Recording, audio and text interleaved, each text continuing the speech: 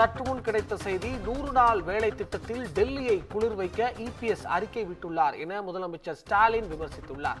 அதாவது நேற்று 100 நாள் வேலை திட்டத்தை பற்றி உங்களது நிலைப்பாடு என்ன என்று முதலமைச்சர் ஸ்டாலின் எக்ஸ் தளத்தில் பதிவிட்டதை அடுத்து தற்பொழுது அதிமுகவை சேர்ந்த எடப்பாடி பழனிசாமி 100 நாள் வேலை திட்டத்தில் டெல்லியை குளிர் வைப்பதற்காக அறிக்கை விட்டுள்ளார் என முதலமைச்சர் ஸ்டாலின் தெரிவித்துள்ளார். அதாவது நிதி சுமையை மாநிலங்களின் தலையில் விபிஜி கிராம் ஜி கட்டுவதை பற்றியும் வாய் திறக்க இபிஎஸ்க்கு வலிக்கிறது போலும் என்றும், தனது ஓனர் பாஜக செய்வது சரி என்றால் துணிச்சலாக வெளிப்படையாக இதை ஆதரிக்க முடியுமா என முதல்வர் ஸ்டாலின் சவால் விடுத்துள்ளார்.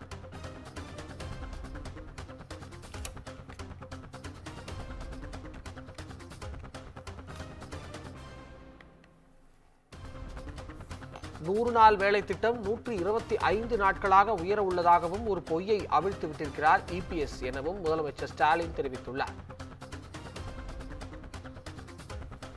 இது தொடர்பாக கூடுதல் தகவல்களை வழங்குவதற்காக நம்முடன் செய்தியாளர் சக்திவேல் இணைந்திருக்கிறார். வணக்கம் சக்திவேல், கூடுதல் தகவல்களை பதிவு செய்யலாம். நிச்சயமாக வணக்கம் அபிஷேக்.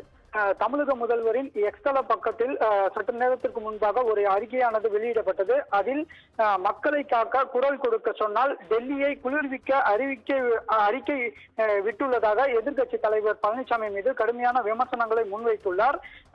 நாம் தட்டி எழுப்பிய பின் துயில் கலைந்து மெர்கு திட்டத்தின் பெயர் மாற்றத்தை மட்டும் கைவிட கோரி பட்டும் படாமல் தொட்டும் தொடாமல் தனது ஸ்டைலில் அழுத்தத்தை கொடுத்திருக்கிறார் என எதிர்க்கட்சி தலைவர் பழனிசாமி எனவும், அத்தோடு 100 நாள் வேலை திட்டம் 125 நாட்களுக்கு உயர்த்தியுள்ளதாக ஒரு பொய்யை அவிழ்த்து விட்டு இருக்கிறார். 125 நாள் வேலை என்பது பேப்பரில் மட்டுமே இருக்க போகிறது என அனைவருமே சுட்டிக்காட்டியும் அறியாத அப்பாவியா என அவர் கேள்வியும் எழுப்பியுள்ளார்.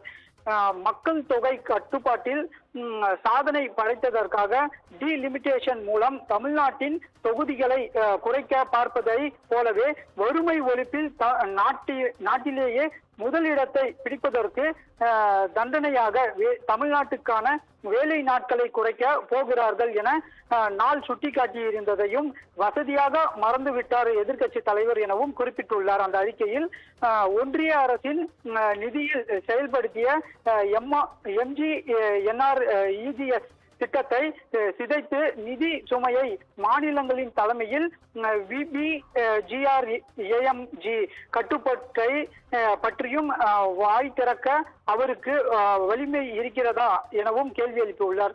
தனது ஓனர் பாஜக செய்வது சரி என்றால் துணிச்சலாக வெளிப்படையாக விபிஜிஆர்ஏஎம்ஜி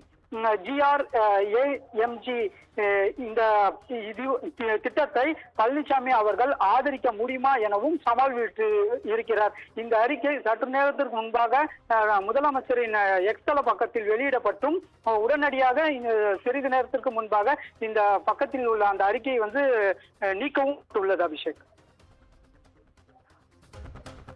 தகவல்களுக்கு நன்றி சக்திவேல்.